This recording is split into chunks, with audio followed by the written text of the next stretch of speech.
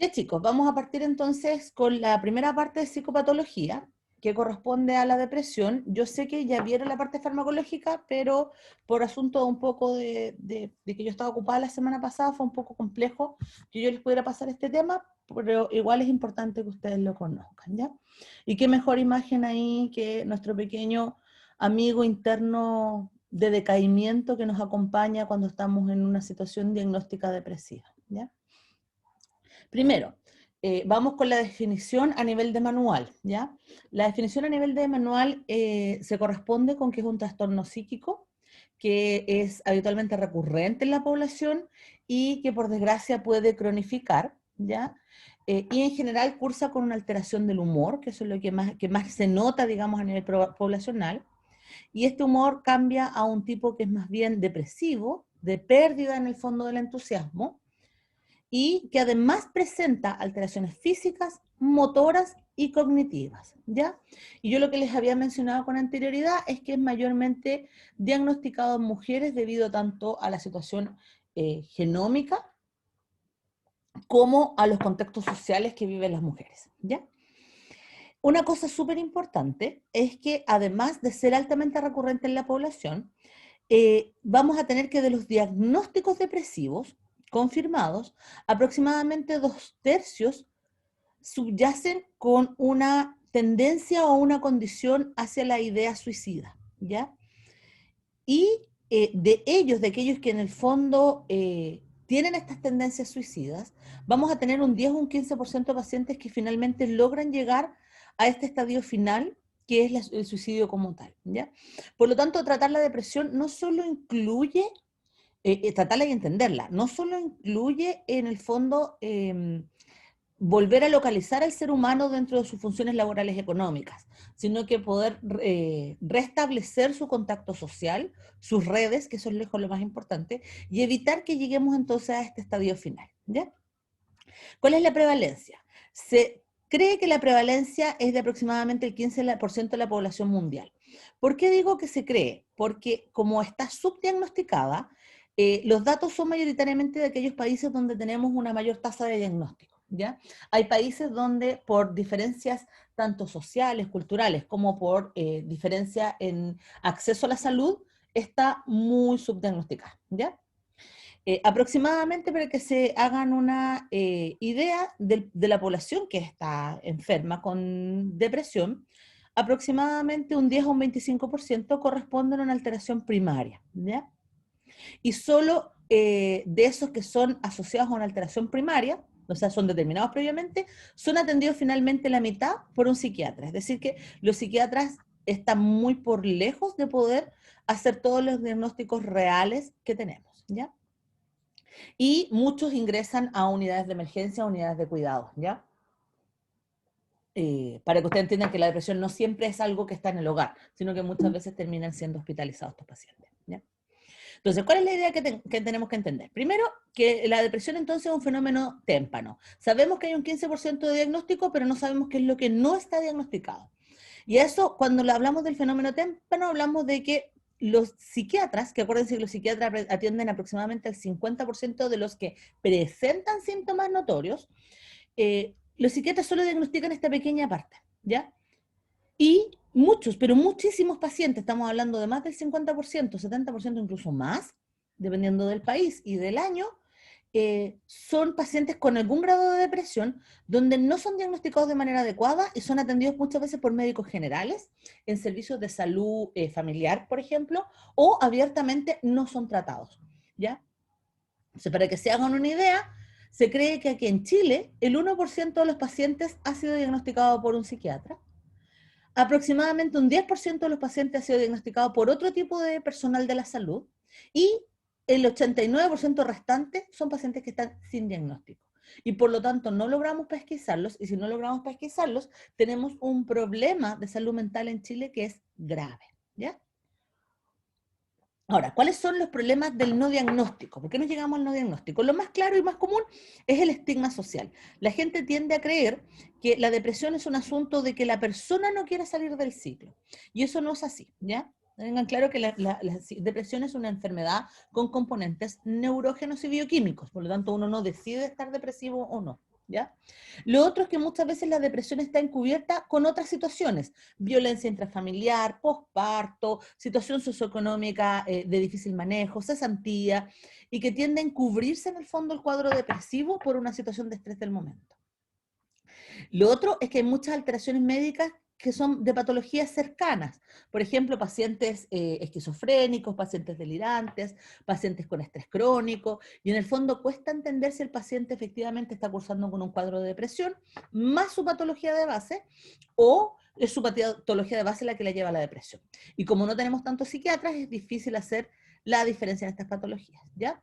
Lo otro es que hay una complicidad tácita que es poblacional y que es difícil, que está muy arraigada en la población y en toda la estructura, incluso en los medios de salud. O sea, mucha componente de salud cree que la depresión nuevamente es una situación que ya va a salir de ahí, ¿ya? Entonces, como que se calla, se esconde, más en las familias, más cuando hay violencia, ¿ya? Hay un problema también de restricción de tiempo, no podemos atender a todos los pacientes y a su vez no todos los pacientes pueden atenderse en los horarios que son muy complejos en el servicio al menos de salud pública. Hay restricciones económicas, una atención a un psiquiatra cuesta aproximadamente entre 50 y 60 mil pesos la hora de atención. Para hacer un diagnóstico se requieren entre 2 o 3 sesiones.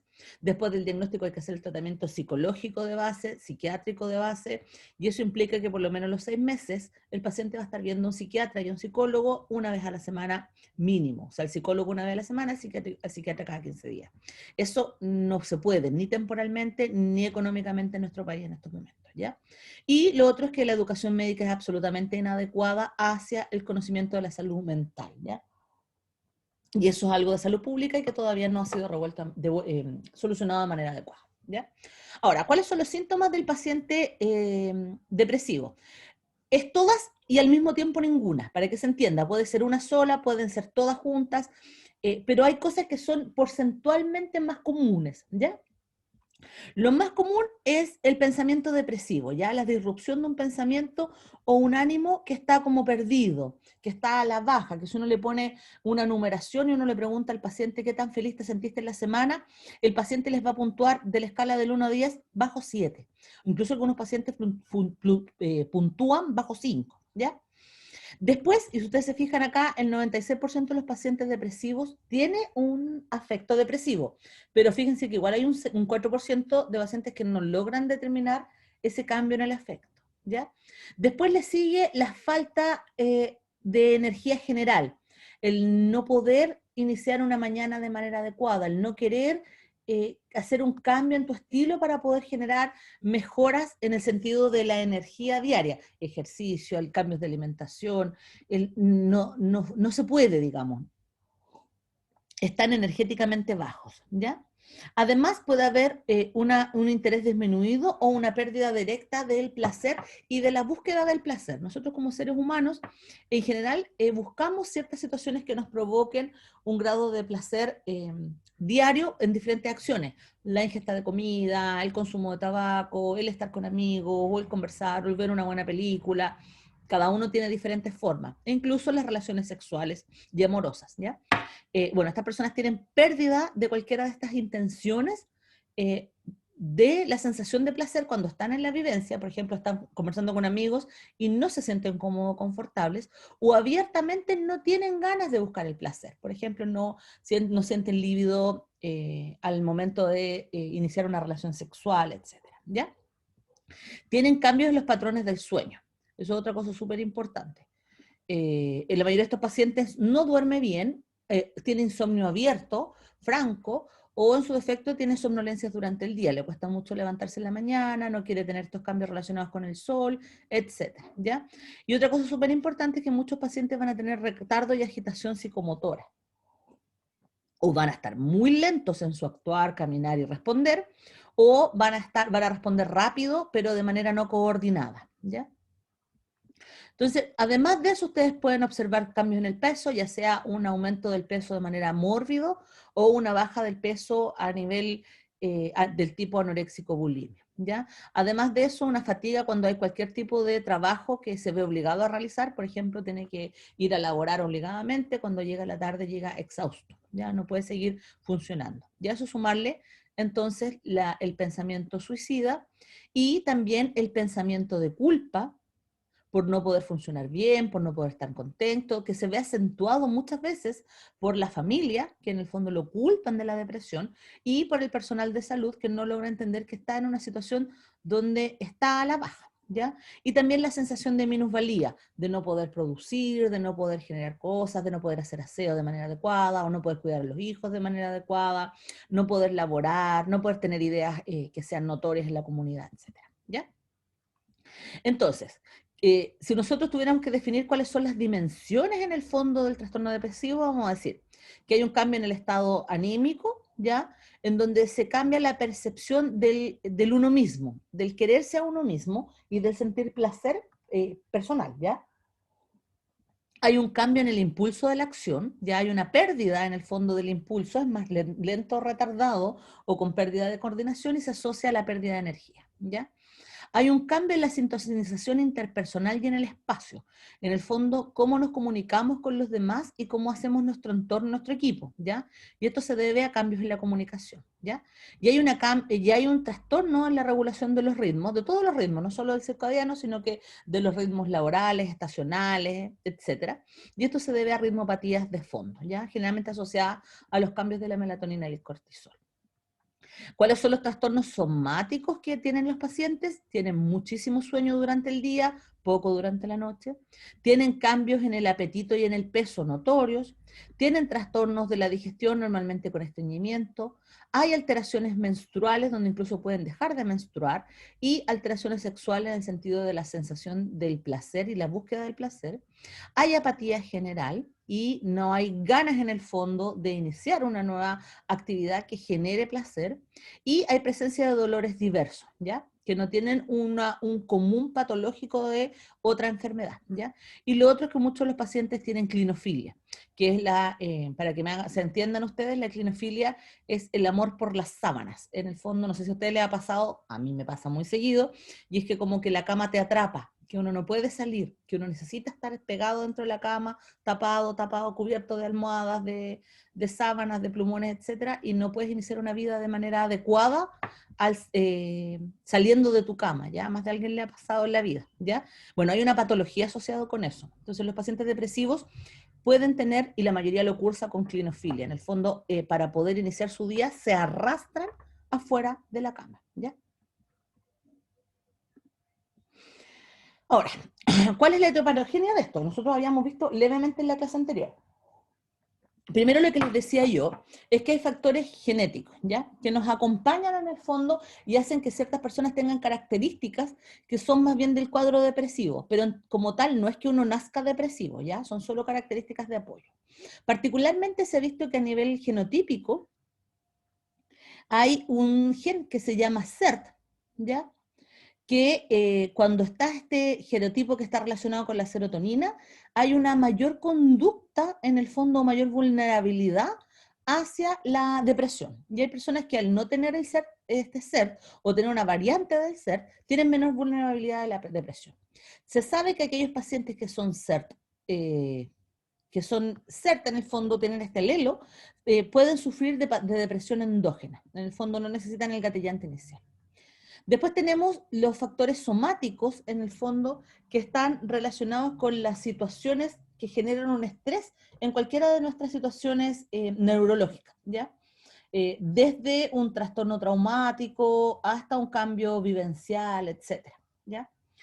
Asociado también al dolor, en este caso, ¿ya? Y después tenemos los trastornos psíquicos y sociales, que es lo que la gente llama como depresión reactiva o psicogénica, ¿ya? Donde vemos una actividad que nos va a generar una situación que va a activar nuestro motor depresivo. Por ejemplo, un abuso de poder, una situación de agresión sexual, la visualización psicológica de un accidente donde nosotros no pudimos ser parte de, donde se genera culpa, etcétera, ¿ya?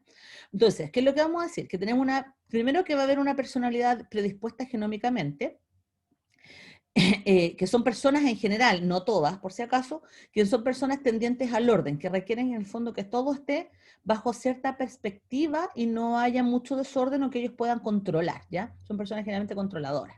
Y son personas tendientes a la perfección. y por lo tanto son muy culposas consigo mismos, ¿ya?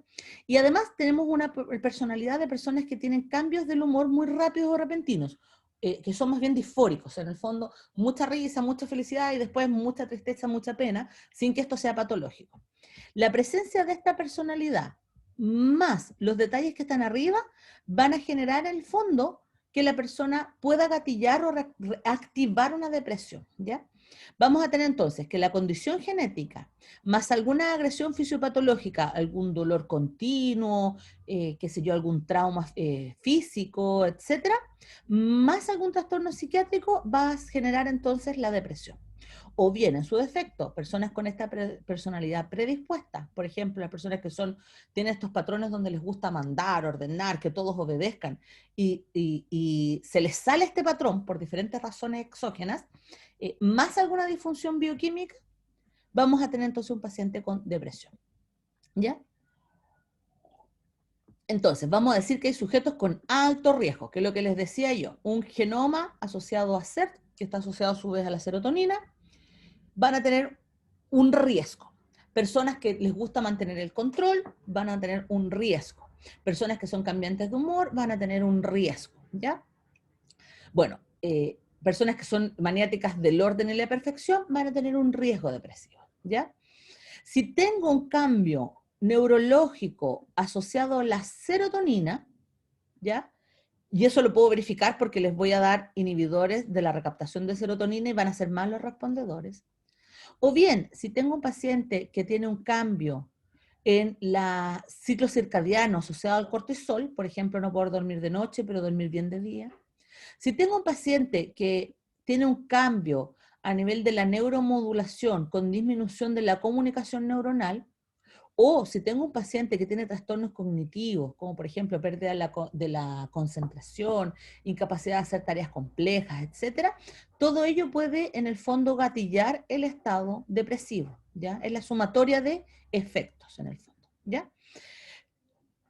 ¿Cuáles son las cosas que van a gatillar finalmente en el fondo la depresión? Yo les había contado un poco antes cómo funcionaba esto. Teníamos el riesgo, teníamos estos cambios, ¿ya?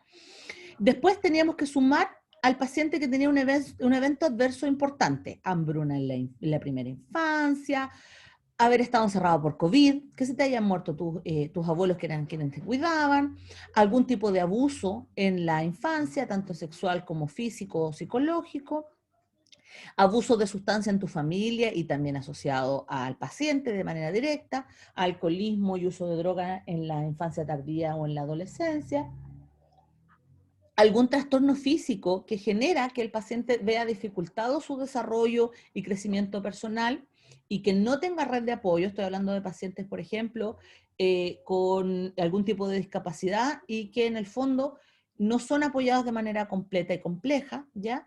Y, por cierto, la falta de apoyo social y tus redes. Por ejemplo, falta de apoyo a nivel de laboral, académico, etc. Después tenemos un gatillante del adulto. Por ejemplo, el fallecimiento de un cónyuge, el fallecimiento de un hijo, etc. Alguna situación particular, como un divorcio, que te despidan de tu trabajo, que haya maltrato dentro de tu trabajo, etc. ¿Ya? Y en el caso de las mujeres, además, hay que sumarle que se ve gatillado por otros factores que son más bien algunos medioambientales, como por ejemplo la menor educación y por lo tanto la menor probabilidad de afrontar situaciones estresoras en la vida, porque la educación no es solamente para saber y conocer más, sino que también te da herramientas para poder soportar ciertas situaciones particulares en la vida. Las situaciones de inestabilidades matrimoniales o de pareja, ya aquí yo pongo matrimonial, pero en realidad se refiere a cualquier tipo de pareja, donde hay abuso, tanto psicológico, físico como sexual, ¿ya? El parto en sí mismo y los cambios hormonales van a aportar entonces a esta teoría donde decimos que tenemos un factor genómico, más un cambio en el fondo en tu infancia temprana, más un cambio reciente que es el estresor, ¿ya? Ahora, ¿cuáles son los criterios de diagnóstico según el Manual de Salud Mental? ¿Ya? Según el último manual. Primero, tiene que ser un paciente donde al menos el último mes y medio haya estado con un ánimo depresivo, ¿ya? Pero además de eso, tiene que tener una poca satisfacción con las actividades cotidianas clásicas. Si antes le gustaba leer, ahora no le dan ganas. Si antes le gustaba hacer puzzles, por ejemplo, ahora tampoco lo hace, ¿ya? Cambios de peso notorios hacia cualquiera de los dos lados, hacia bajas de peso o hacia aumentos de peso. Trastornos del sueño, con insomnio, pesadillas, trastornos de conciliación, despertares nocturnos, resacas matutinas, ¿ya? Agitación o enlentecimiento, lo que les decía yo, que son reaccionarios tardíos. Que tengan, esos son como los iniciales, ¿ya? Si a eso le sumamos que además el paciente puede tener la fatiga, la pérdida de peso, esta sensación que les decía de inutilidad, de culpa, sensación de invalidez, pérdidas en la concentración, pérdida en su capacidad de toma de decisiones, pensamientos recurrentes de muerte o cualquier tipo de malestar y deterioro tanto físico como, o sea, tanto orgánico como psíquico. En el fondo, lo que tenemos acá, la primera tablita, sumado a cualquiera de los que están acá, ¿ya?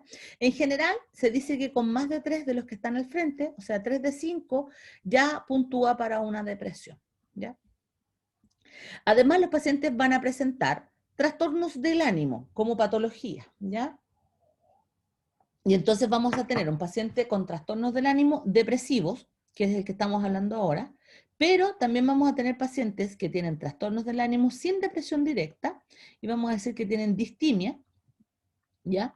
También vamos a tener pacientes que van a tener trastornos del ánimo, que van a tener trastornos de adaptación en el fondo, producto de un cambio brusco, de un cambio, ejemplo, cuando te queda en cesantía la persona, tiene que adaptarse a su nuevo sistema y si eso le produce un cuadro depresivo, vamos a decir que es un trastorno adaptativo con síntomas depresivos, que puede pasar a depresión, ¿ya? Y tenemos aquellos pacientes que tienen cambios de humor notorios, más el trastorno depresivo, y vamos a decir que entonces es una fase depresiva del trastorno bipolar, ¿ya? Entonces esto para que me entiendan que no es solo la depresión, sino que son una conjugación de síntomas y dependiendo del síntoma más potente que tenga el paciente, más la situación que gatilló la depresión, es el tipo de diagnóstico final. ¿Ya? Profesora, Dígame. ¿qué, qué es la distimia o cómo se vendría expresando en las personas? La distimia es como para decirlo así como comillas, es como la falta de ganas. No sé si se entiende así o necesitas una definición más del libro. No, sí, sí entiendo. Gracias. Porque si uno lo quiere buscar así como de libro, ya si yo no me la sé de memoria, pero en el fondo la idea central es como siempre, a ver, ¿cómo uno lo entiende? Para que sea textual, la idea central es que la persona no puede generar un estado de, como de felicidad frente a situaciones externas, ¿ya? Entonces, esa risa espontánea que de repente nos sale a nosotros, estas personas no pueden llegar a esa risa espontánea, ¿ya? Eso es la distimia, que en el fondo la distimia es la depresión en sí. La falta de ganas, la falta de actividad asociada al inicio de algo placentero. ¿Se entiende así, chicos, cierto? Sí, profe.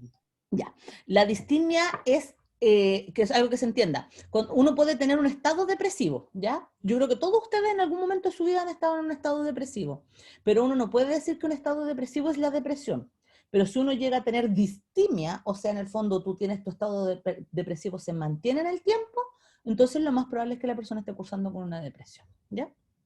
A todos nos ha pasado alguna vez que no tenemos ganas y a veces no tenemos ganas por varios días. Pero recuérdense que aquí la idea es que sean al menos un mes y medio, ¿ya? Ahora, en ese contexto vamos a decir que la depresión se divide en dos a nivel de diagnóstico, a nivel del criterio diagnóstico. La primaria, y es primaria porque es de origen generalmente más temprano y que tiene un componente hereditario, ¿ya? Y dentro de las primarias vamos a decir que está la endógena, ¿ya? Y la endógena a su vez se divide en las polaridades, ¿ya? Eso es como más complejo de entender, probablemente ustedes van a tener salud mental más adelante, ¿o no? Sí, el próximo año.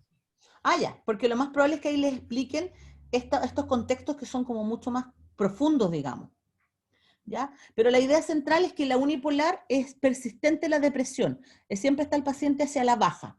En cambio, en la bipolar, ustedes pueden tener cambios de ánimo, hacia la alta, hacia la baja, para que se entienda un poco, ¿ya?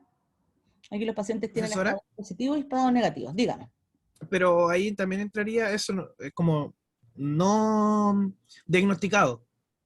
Sí, pues aquí tenemos, de hecho, la mayoría de las personas que no están diagnosticadas están dentro de esta categoría.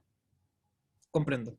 ¿Ya? Muchas gracias, profe. Súper. Y después, dentro de las mismas primarias, tenemos las psicosociales, que son los pacientes con distimia continua o recurrente.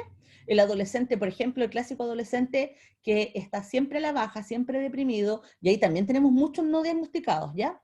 Y los pacientes con trastornos adaptativos graves, pacientes post-trauma, post-accidente, post-muerte de un familiar o de muchos familiares, post-cesantía, post-parto, ¿ya? Ahí tenemos estos pacientes, ¿ya? Y después tenemos a las secundarias, cuyo origen es otra situación psiquiátrica inicial. Por ejemplo, el paciente esquizofrénico, es alcohólico, y de ahí gatillamos la depresión, por eso es secundaria, ¿ya? Y lo otro es que tenemos pacientes, por ejemplo, que tienen alguna patología orgánica o también somática, por ejemplo, pacientes con cuadros depresivos graves, con congestión cardiovascular, que consumen medicamentos que producen entorpecimiento o enlentecimiento de las funciones, pacientes que consumen drogas, por ejemplo, tenemos acá también, pacientes que sufren de dolor, de mucho dolor, entonces eso va a gatillar en el fondo la depresión secundaria, ¿ya? Ahora, lo que yo les decía a nivel de unipolar y bipolar, insisto, ustedes después lo ven más adelante, esto es solo para que me vayan entendiendo cómo funciona. Vamos a decir que los pacientes unipolar son pacientes en el fondo que tienen la menor cantidad de trastornos, por así decirlo. Están más ansiosos, tienen mayores manifestaciones somáticas, tienen dolores inexistentes, clínicamente probables, pero a ellos les duele, obviamente, muchos cambios de presión arterial, mucho sueño, y al mismo tiempo tienen mucha ira interna, etcétera, ¿ya?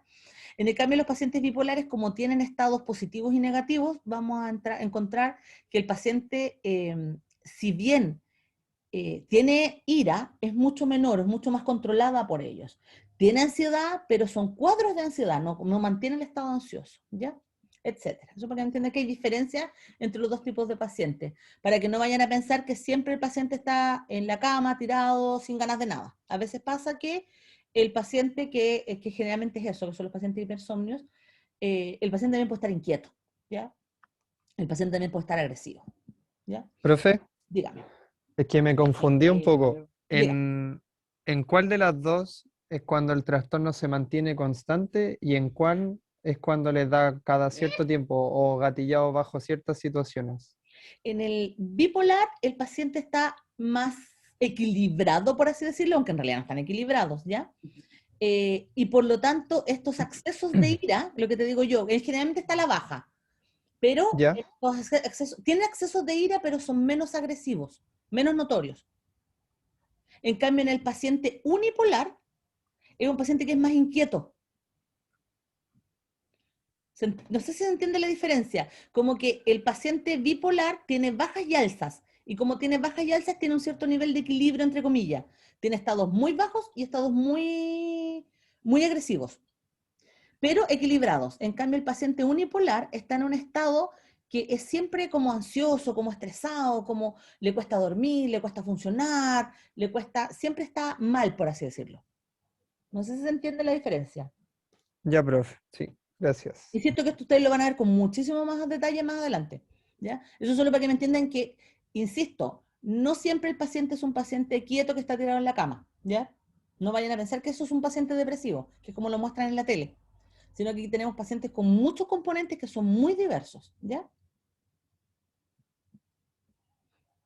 Ya, ahora, ¿cómo tenemos al paciente si uno lo mira desde diferentes órganos, ¿ya?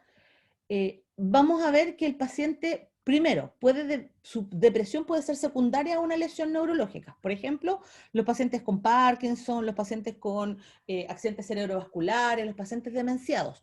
Son pacientes que van a terminar en una depresión, ¿ya? Pero también tenemos que los pacientes con trastornos endocrinos, por ejemplo, los pacientes con encefalopatías hepáticas o los pacientes con diabetes mellitus mal controladas, también pueden terminar en una depresión, ¿ya? También aquellos pacientes que tienen trastornos gastrointestinales, donde la enfermedad de Crohn ha sido la que más se ha determinado en pacientes donde nos aparece en el fondo la depresión.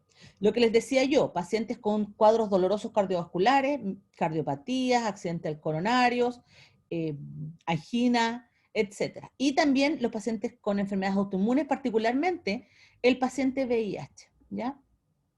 Esto no significa que el VIH produzca depresión, que el accidente cardíaco produzca depresión o que la enfermedad de Crohn produzca depresión, sino que es una situación primaria del paciente que debido a las situaciones farmacológicas, las situaciones clínicas, más la incapacidad en el caso de muchos de estos pacientes, lleva a un estadio depresivo y terminan en el fondo con un síndrome depresivo, ¿ya? Ahora, también se sabe que hay medicamentos que pueden causar las depresiones, ¿ya? Tanto la fase depresiva a la baja como la fase exacerbada o agresiva de nuestros pacientes, ¿ya? ¿Cuáles? Tenemos los... yo no les pasé antivirales a ustedes. Ya, pero antivirales como por ejemplo el tratamiento del herpes virus y del varicela zoster, que es el aciclovir, ¿ya? Tenemos los anticonceptivos cuando son tomados a dosis muy altas o muy crónicos, muchos años, ¿ya? Tenemos las benzodiazepinas. Recuerden que las benzodiazepinas de por sí producen baja a nivel del sistema nervioso central. Tenemos los medicamentos para el tratamiento de las enfermedades coronarias y hipertensión arterial, ¿ya? Tenemos el uso de corticoides, pensando que ellos desregulan el ciclo circadiano, ¿ya? Tenemos, no sé, a ver, otro que sea el uso de levotiroxina, por ejemplo, ¿ya? Entonces, en el fondo, ¿cuál es la idea? Que la depresión no solamente, y quiero que esto lo entiendan también, no solamente es dependencia de una situación estresante en el paciente, sino que además puede ser el uso crónico de algunos fármacos, ¿ya? Una cosa súper importante es que las personas que tienen depresión, se ha visto que tienen una mayor probabilidad de hacer un accidente cerebrovascular, ¿ya? Entonces, eso también es interesante porque en el fondo hay que controlar ya no solamente la depresión del paciente, sino que la patología cardiovascular de base que se está generando, ¿ya? Ahora, ¿cómo se genera? Porque esta es una clase de patología nomás, ¿ya? ¿Cómo se genera? Primero vamos a tener entonces, lo vamos a definir en secuencias, que es la forma más fácil de entenderlo. Primero vamos a tener un estadio inicial, que les decía yo, algo que está ocurriendo en una edad temprana del paciente. El estrés, el trastorno, la violencia, etc. Eso va a generar en el primer estadio de la vida del paciente cambios en las vías de las neurotransmisiones, ¿ya? Y estos cambios pueden generar deficiencias de la neurotransmisión, ¿ya? La deficiencia de la neurotransmisión va a generar una deficiencia a nivel hipotalámico, ¿ya? La deficiencia a nivel hipotalámico va a generar una disminución de la función del eje hipotálamo-hipófisis, ¿ya? Particularmente nos interesa el de la vía del cortisol, o sea, de la vía adrenal. El hecho de que haya una desregulación adrenal nos va a llevar a su vez a una disminución o disfunción inmunológica en el paciente. Esto es en un estadio temprano, ¿ya? Esto se mantiene y se preserva por el tiempo, ¿ya? Y aparece una segunda secuencia patológica, en donde vamos a tener un nuevo estresor y vamos a observar que esta deficiencia inicial se va a traducir en un cambio en los segundos mensajeros del organismo, que son los que nos permiten hacer respuestas adaptativas, ¿ya?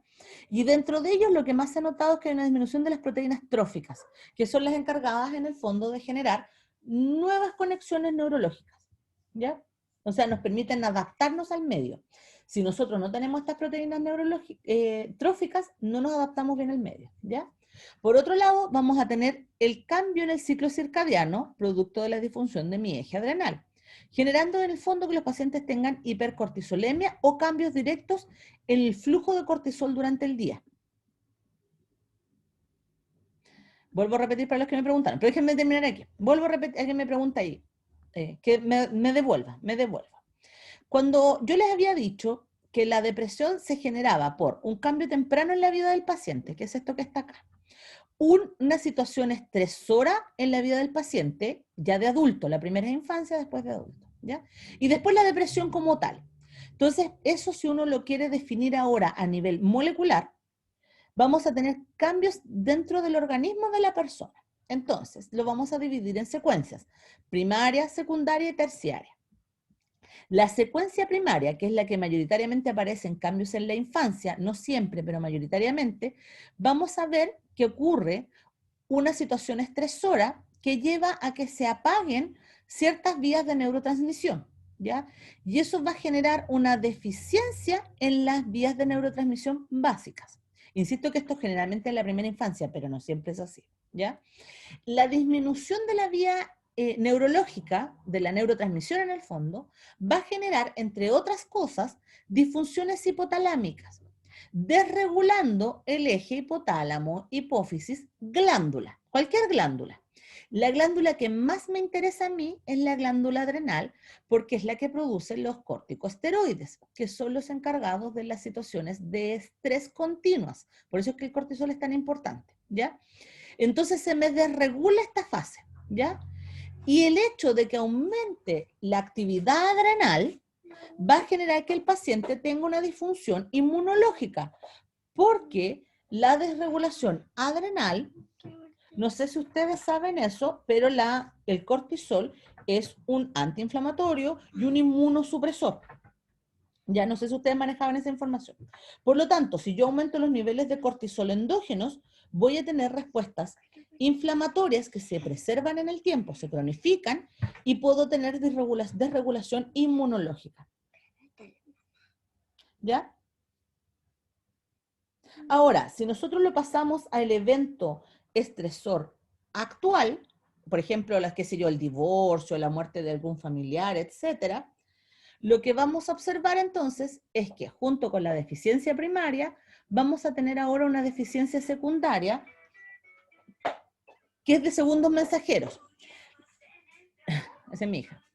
Los segundos mensajeros son los encargados de todas las respuestas de nuestro organismo, dentro de ellas las adaptativas. Como estoy dentro del sistema neurológico central, una de las cosas más importantes es que el disminuir el segundo mensajero va a producir un déficit de proteínas tróficas. Por lo tanto, vamos a tener menos probabilidad de adaptarnos al medio. Las proteínas tróficas a nivel del sistema nervioso central son las encargadas de la neuromodulación y la generación de nuevas conexiones, que, insisto, nos permiten adaptarnos, ¿ya? Por otro lado, la disfunción adrenal va a llevar que con el tiempo haya una hipercortisolemia o una disfunción del ciclo circadiano, ¿ya? Y por otro lado, la disfunción inmunológica va a llevar que con el tiempo se perpetúe, se cronifique la actividad inmunológica de la persona y eso se va a notar como una actividad inflamatoria, ¿ya? Secundaria en el fondo.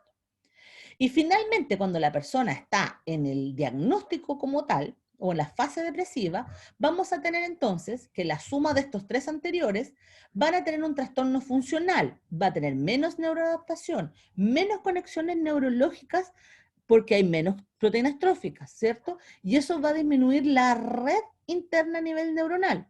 Y dentro de esa red, recuerden que ya teníamos una deficiencia a nivel hipotálamo, hipófisis, glándula.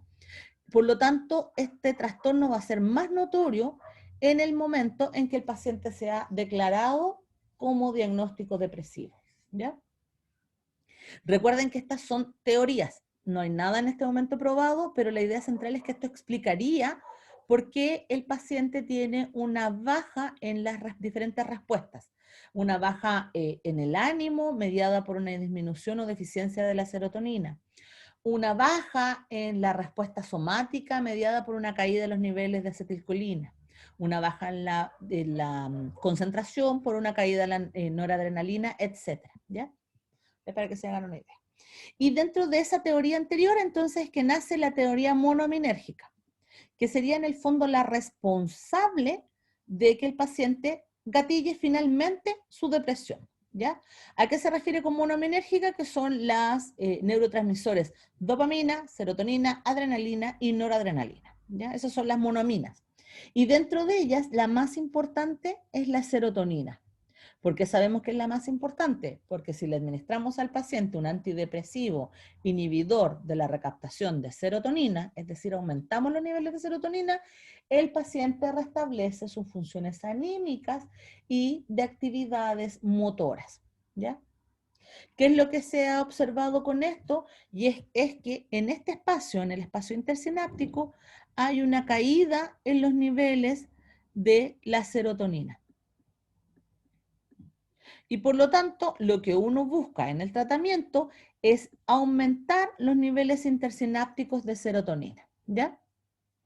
Pero no son los únicos. Lo ideal sería poder aumentar los niveles intersinápticos de noradrenalina y de dopamina. La dopamina, para que ustedes se hagan una idea, se asocia a los mecanismos de placer, ¿ya? Entonces, cuando hay una baja de dopamina, efectivamente el paciente va a tener menos búsqueda del placer.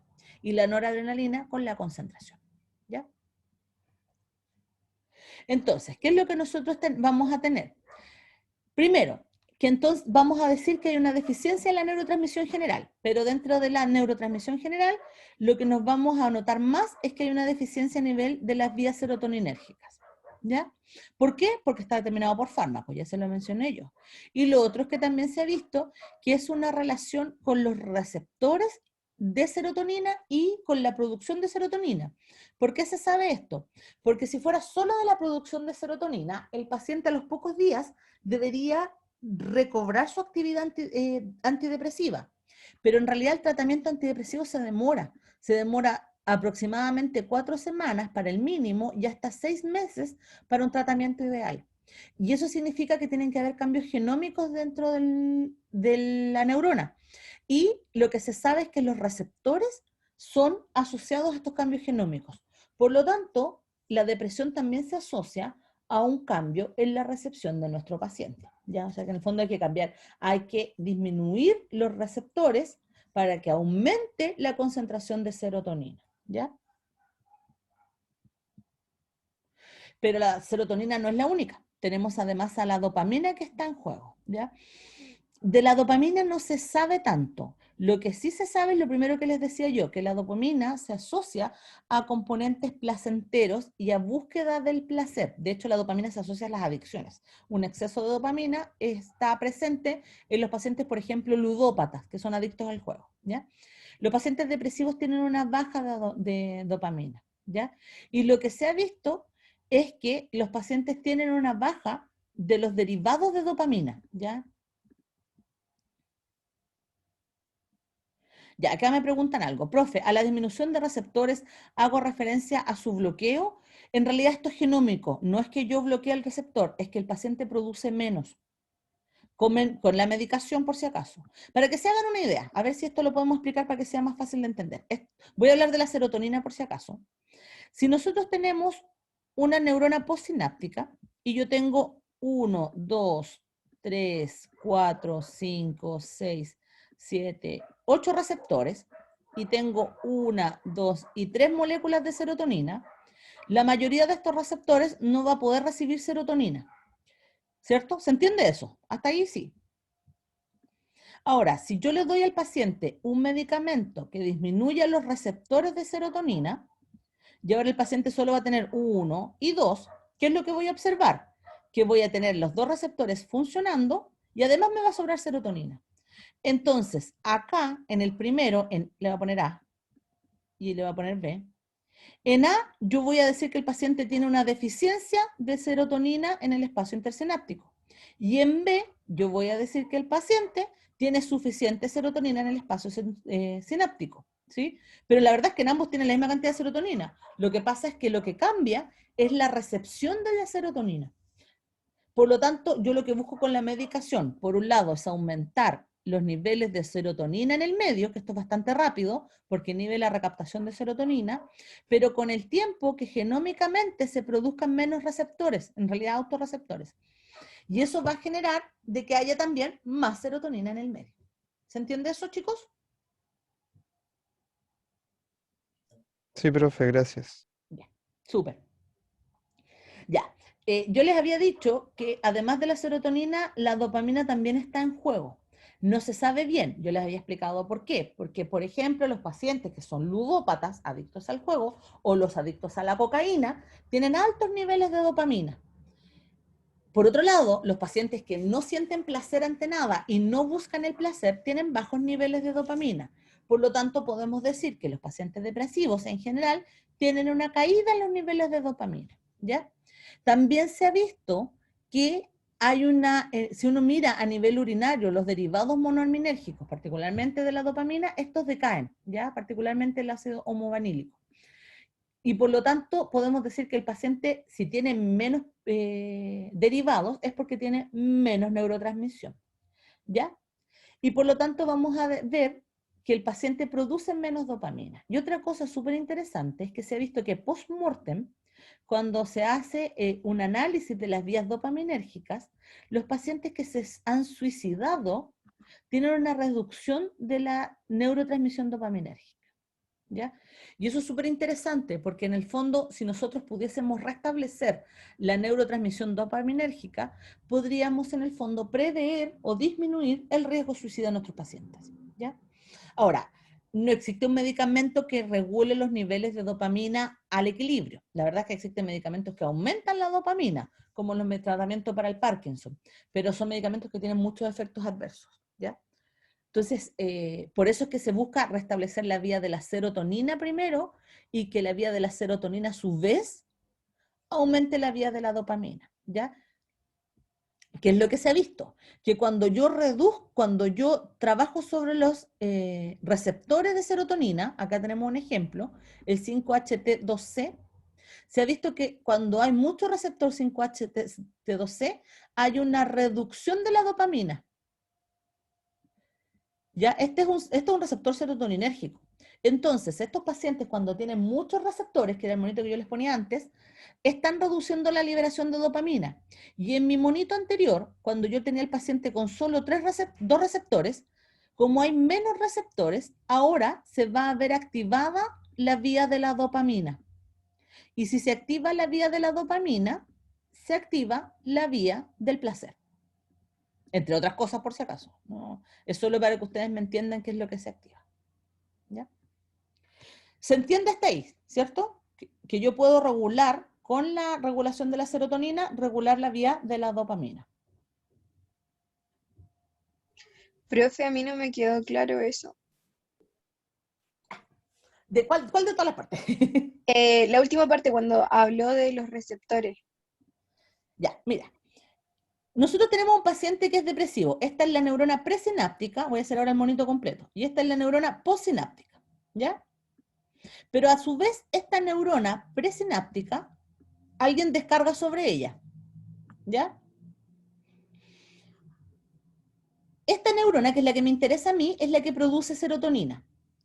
En un paciente normal, vamos a ponerle un número, en un paciente normal una persona produce 10 moléculas de serotonina, ¿ya? 5-HT. En un paciente depresivo, acuérdense que ellos producen menos serotonina. Por lo tanto, en un paciente depresivo severo, vamos a decir que produce 3 moléculas de serotonina. Esto es un ejemplo por si acaso, ¿ya? Entonces, este paciente produjo las 3 moléculas de serotonina. Nada más, ¿ya? Pero este paciente requiere situaciones hacia abajo, que requiere respuesta. Y como requiere respuesta, él tiene receptores para la serotonina. Y en el fondo los receptores van a recibir la señal y la van a traducir a diferentes situaciones. En este caso vamos a hablar del placer, ¿ya? El paciente, estas que tú ves en azulito, son receptores para el placer, que son de la vía dopaminérgica. Entonces, él para sentir placer requiere esta vía. Y esta vía está funcionando en este paciente con 2, 4, 6 receptores. Pero el paciente solo está produciendo 3 moléculas. Por lo tanto, esta molécula va a actuar sobre esta molécula va a actuar sobre y esta molécula va a actuar sobre este.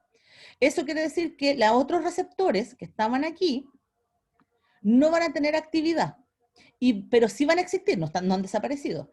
Y por lo tanto, van a bloquear la vía de la dopamina. Y si bloqueo la vía de la dopamina, el paciente no va a sentir placer, va a tener el placer hacia abajo. Esto para que me entiendan, ¿ya? Eso te pasa en tu paciente enfermo, ¿ya? Por otro lado, esta neurona está recibiendo la señal que le dice tú produces menos. Y como tú produces menos, la neurona está produciendo más receptores para poder captar más, ¿ya? Entonces, si uno normalmente casi no producía receptores arriba de esta neurona, ahora está produciendo como loco, porque necesito captar más. Entonces, la poca serotonina que producía que está aquí arriba, tampoco va a ser suficiente para esta neurona. y se va a generar un ciclo que es en el fondo negativo. Esta neurona, que es la encargada de la respuesta, no está recibiendo suficiente señal, pide más señal, al pedir más señal genera más receptores. Si genera más receptores, se ve, en el fondo se ve llamando o mandando la señal de que hay algo malo, y a su vez ella no va a producir suficiente serotonina para los receptores que hay aquí abajo, bloqueando todas las vías que están acá abajo. ¿Ya? Si este paciente, porque estos estudios se hacen en relación a los niveles de inhibidores de la recaptación de serotonina, por si acaso. Si a este paciente yo le doy fluoxetina, ¿ya? Lo que yo voy a tener es lo siguiente. Voy a ir con el morado de nuevo. Fucsia. Hago el mismo monito morado, ¿ya? Acuérdense que este paciente ahora tiene un inhibidor de la recaptación de serotonina. Así que este paciente va a tener las 3 moléculas que producía, ¿cierto? Pero ahora no va a tener el recaptador. ¿Qué significa eso? Que estas 3 moléculas van a quedar en este espacio, no van a desaparecer. Y por lo tanto, cuando venga una nueva descarga desde acá, me voy al azul ahora, cuando venga una nueva descarga, el paciente va a descargar otras 3 moléculas. Entonces ahora yo no voy a tener 3, voy a tener 6. ¿Ya? ¿Se entiende eso? Pero estas 3 son nuevas, son producto de la nueva descarga. 1, 2 y 3. Son todas serotoninas, solo cambié el color para que se entienda que es de la nueva descarga. Como hay una nueva descarga, la neurona que está abajo va a poder llenar sus receptores. Todo lo que necesitaba. Total, tiene espacio suficiente, pero tiene serotonina suficiente. ¿Ya?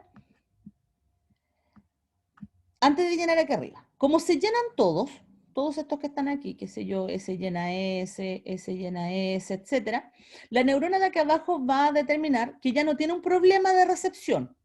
Por lo tanto, con el tiempo y a nivel genómico, la nueva neurona, esta neurona de aquí abajo, va a producir menos receptores, porque ya no tiene una urgencia, su urgencia ya fue llenada. Y como produce menos receptores, ya no se va a bloquear ahora la vía de la dopamina, porque acuérdense que los receptores eran los que bloqueaban la vía.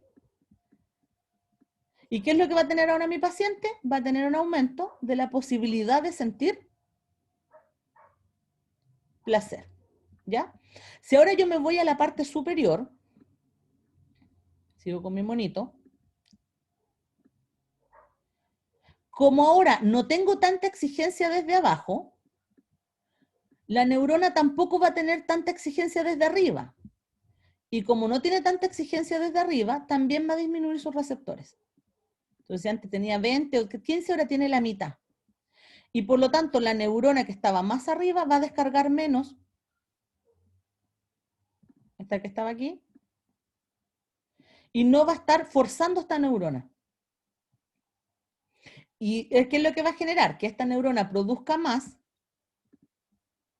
producto de que tengo el inhibidor de la recaptación. Acuérdense que estos de acá son con inhibidor. Produce más por el inhibidor, pero ya no se ve forzada por esta que está aquí. Y por otro lado, como ya no hay necesidad abajo, desaparecen los receptores postsinápticos y eso aumenta la neurotransmisión de las otras señales. ¿Se entiende así?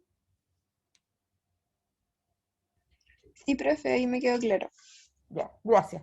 Yo sé que es un poco complejo el tema, pero es para que ustedes me entiendan de que están todas interrelacionadas y que esto se descubre gracias a la medicación. Si no fuera por la medicación, no se descubriría, por si acaso. ¿Ya? Entonces, para los síntomas depresivos necesito aumentar los niveles de serotonina, ¿ya?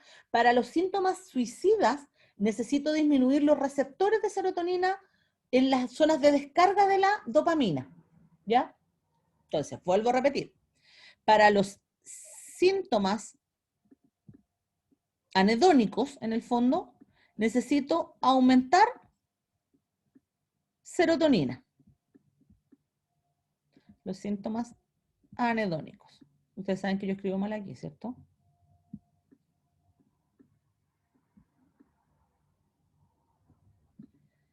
Para los síntomas suicidas,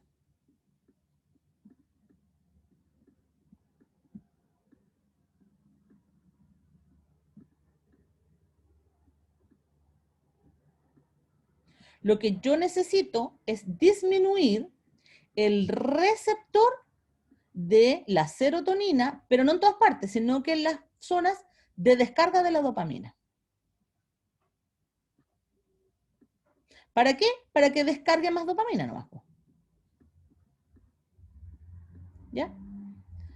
Bueno, a eso hay que sumarle que la teoría dice que también la noradrenalina es importante, pero se desconoce en la actualidad cuál es la actividad funcional de la noradrenalina. Lo que sí se sabe es que los pacientes víctimas de suicidio aumentan los receptores beta adrenérgicos, ¿ya? Pero no se sabe cuál es la función de la actividad de la noradrenalina sobre estos receptores beta, ¿ya? Los receptores beta, para que ustedes se hagan una idea, están en los pulmones, en el corazón, etc. Entonces, es difícil determinar efectivamente cuál es la relación de estos receptores beta-adrenérgicos con la actividad cognitiva. Pero existe la posibilidad, porque se ha visto, que el uso de fluoxetina, ¿ya?, disminuye los receptores beta-adrenérgicos a nivel central.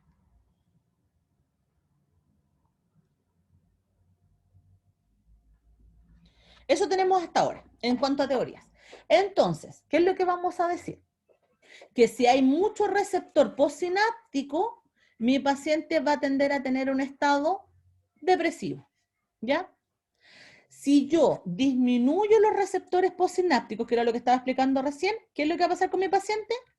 Va a tener un estado positivo, por así decirlo, o antidepresivo.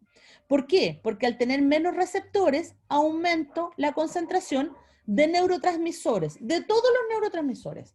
Pero particularmente, ¿qué me interesa a mí? La serotonina y la dopamina, que son los dos que yo he hablado hoy día. ¿Ya? Bueno, esto no se acaba hasta aquí. Esos son los más importantes. La otra cosa que es súper importante eran las proteínas tróficas, que yo les había hablado recién. Y aquí con esto voy terminando.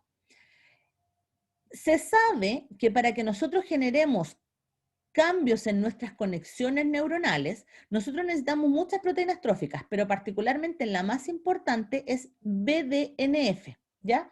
Que es el B de brain, por si acaso, que es un factor de crecimiento neuronal de cerebro, ¿ya? Y se ha visto que cuando disminuye el BDNF, cuando disminuye esta proteína trófica, aumenta la apoptosis neuronal. Y no sé si ustedes saben, pero la apoptosis neuronal es una mala medida en el adulto.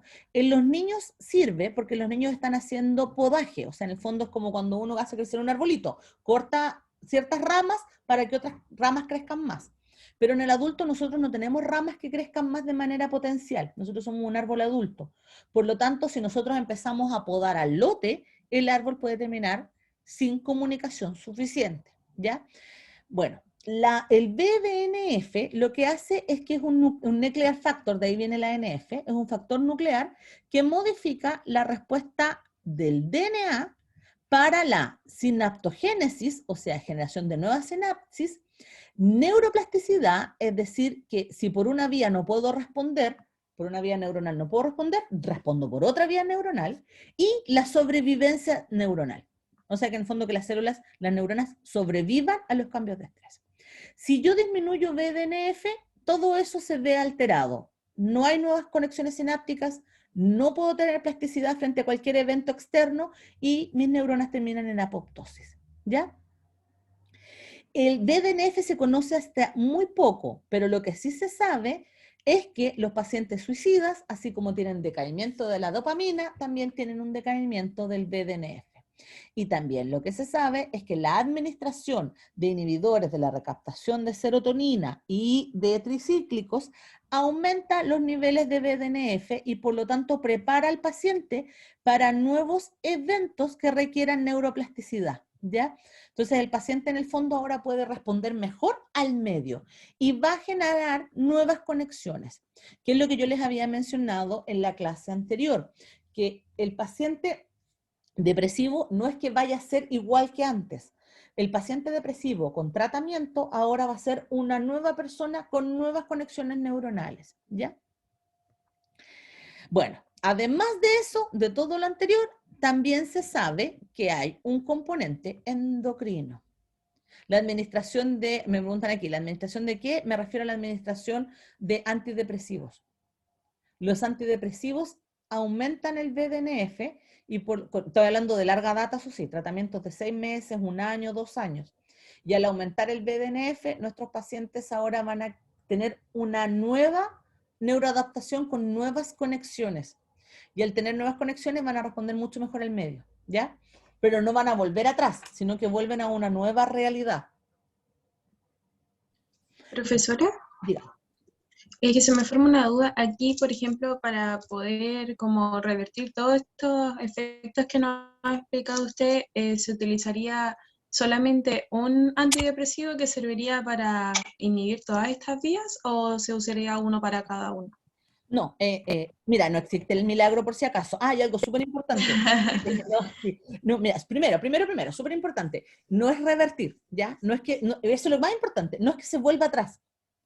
Es como que tú le das nuevas conexiones al paciente. Si el paciente antes, no sé, pues, florecía hacia la izquierda, como piensa en un árbol. Antes el paciente florecía como un arbolito hacia la izquierda, pero podó eso. Tú ahora lo que vas a hacer con estos fármacos es que le vas a dar una nueva floración, pero no necesariamente va a ser a la izquierda. Ahora se va a pegar al muro, por ejemplo, pensando en el árbol, ¿ya? Primero que se entienda eso, yo no revierto la actividad, sino que genero nuevas actividades que son igual de positivas que las anteriores. Es como darle nuevas felicidades, por así decirlo. Primero que se entienda eso. Y lo segundo, los fármacos, por desgracia, no son maravillosos. Lo que yo busco es lo que yo les estoy contando. Se ha visto que los inhibidores de la recaptación de serotonina solos surten muy buenos efectos en los pacientes que están tratados y compensados, ¿ya? Pero por desgracia, ahí estamos hablando solo de un 60% de los pacientes. Entonces, cuando tú me dices que es un antidepresivo por cada vía, no existe. En el fondo yo le doy un antidepresivo y cruzo los dedos, por así decirlo, para decir que con ese el paciente va a producir todos estos cambios que se están generando en él, para mejorar estos cambios. Pero si no, hay que tratarlo con otros antidepresivos y existe aproximadamente un 20 o un 30% de pacientes que fallan a todos los tratamientos. O sea que en el fondo no importa lo que ustedes le administren, nunca van a poder hacer ese switch o ese cambio en la actividad de la serotonina o de la dopamina o del BDNF. ¿Ya? Sí, ahí me pusieron alguien, me puso ahí carita triste, es que sí es súper difícil. Tenemos pacientes además que producen recidivas. Ustedes los tratan la primera vez y súper bien, andan impecables. Después dejan el tratamiento y sufren un nuevo, por ejemplo, andan súper bien en su vida, fueron tratados de adolescentes y sufren una situación de acoso laboral, por ejemplo. Y vuelven a tener un estado de estrés y vuelven a tener esta poda neuronal y nuevamente tenemos que tratar, pero resulta que no necesariamente va a responder igual que la primera vez, porque ya viene con una poda inicial, ya viene con un daño neuronal inicial. Entonces hay pacientes que tienen muchas recidivas y es súper difícil de tratar, y como dice ahí Sebastián, es un tema que es demasiado complejo, ¿ya? Ya, aquí me preguntan cómo sería una depresión crónica, lo mismo que están viendo ustedes ahora, solo que se mantiene de por vida. En el paciente, en el fondo, lo que yo hago es que le doy los medicamentos al paciente con la finalidad de mejorar su status quo de vida, pero yo no le puedo retirar la medicación. Porque si le retiro la medicación, corro el riesgo de que baje su estatus funcional.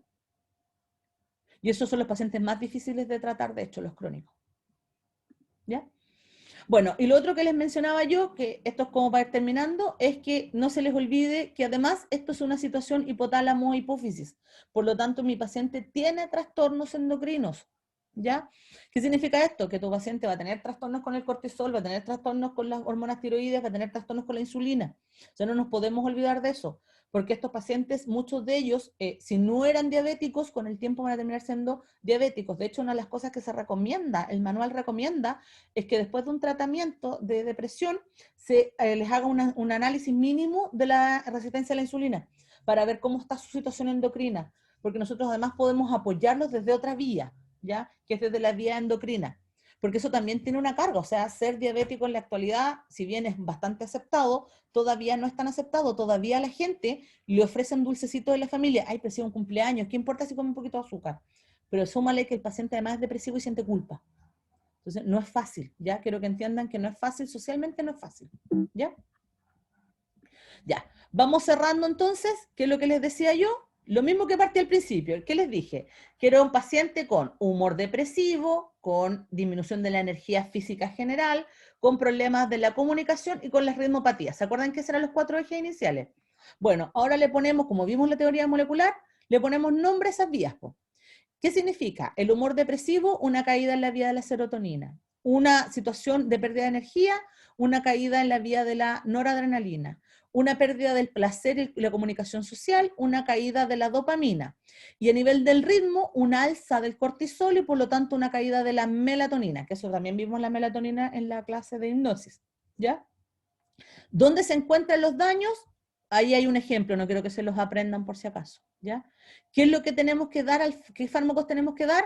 La verdad es que los fármacos con los que contamos son la serotonina, los inhibidores de la recaptación de serotonina, que son los ISRS, los tricíclicos, que los tricíclicos además aumentan la dopamina, y ahí es útil en estos pacientes donde efectivamente tienen una carga de anergia y de caída del placer muy alta, y tenemos la melatonina como fármaco, ¿ya? Que acuérdense que era un homeopático, pero no servía mucho.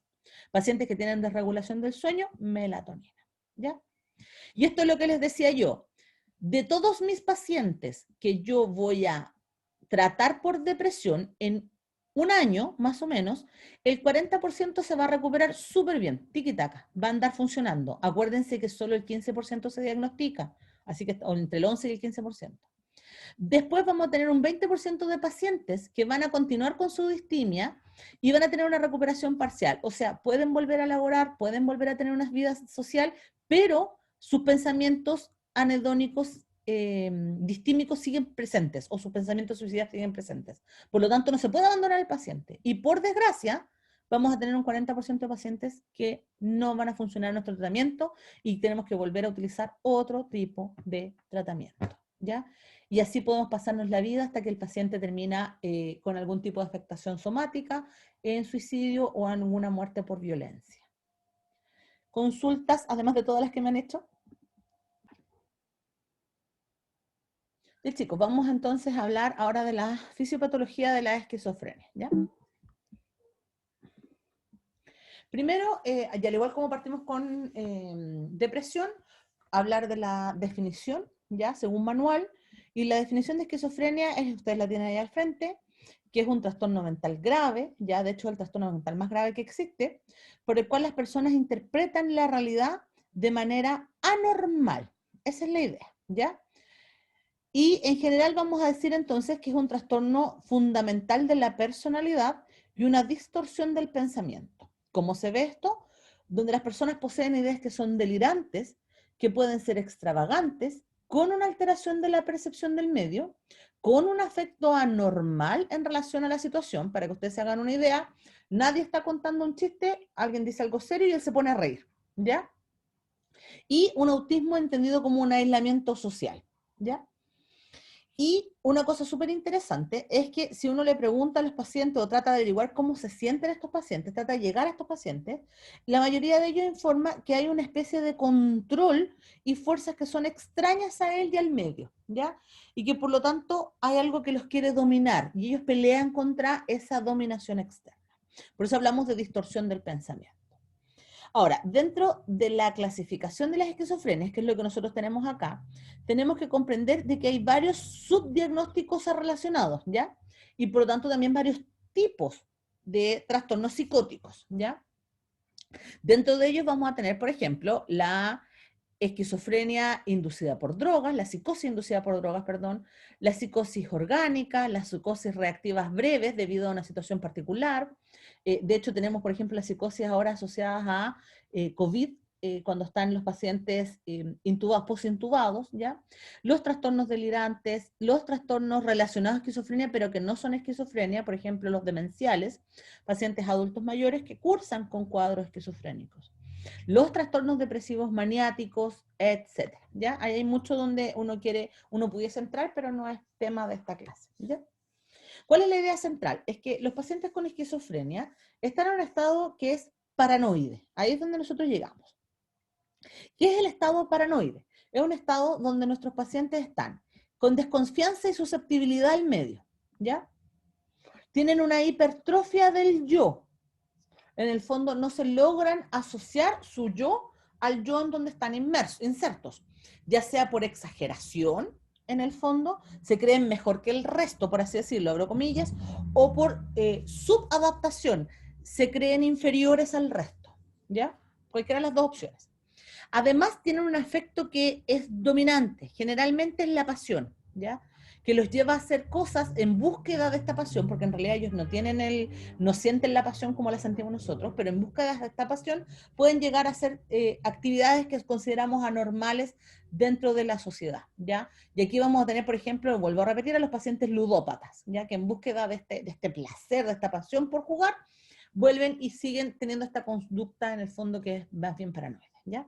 Lo otro es que tienen rigidez del juicio, o sea, independiente de lo que el resto de la población les pueda decir, si ellos estiman que el vecino los está espiando, pensando en la conducta paranoide, no importa todo lo que nosotros podamos explicarle en relación a que es imposible que lo esté espiando, por ejemplo, decirle que el vecino se fue de vacaciones, por lo tanto no está y no te puede espiar, no, él va a seguir siendo rígido en su pensar y él va a creer que el vecino sigue ahí espiando, ¿ya? Y lo otro es que tiene mecanismos que son defensivos, que también son rígidos.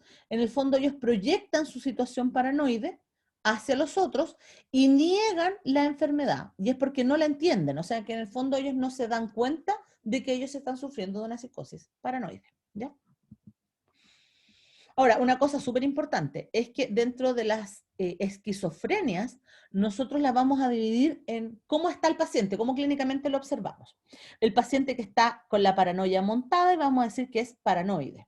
Un paciente que tiene mucho movimiento, que tiene mucha agresividad, que tiene mucha hiperactividad, vamos a decir que es hebefrénica, ¿ya? Un paciente al revés, que está perdido, que no se mueve, que no tiene ninguna interacción con el medio, catatónico.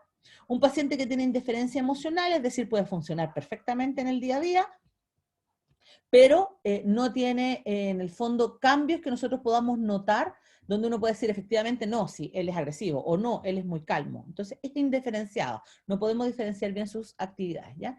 Y residual es para aquellas que quedan, los restos de tipos de pacientes que nos quedan, ¿ya? Entonces, ahora, vamos a la descripción de esta patología, ¿ya? Primero, les puse ahí una frase que les puede ser muy útil para entender cómo se siente un paciente esquizofrénico. Es una frase de Federico García Lorca, y es, yo ya no soy yo, ni mi casa es ya mi casa. En el fondo, ellos ya no se sienten parte de su cuerpo, o sienten que su cuerpo puede estar tomado por otros, y ya tampoco se sienten parte del lugar donde están insertos, que en este caso la frase hace referencia al hogar.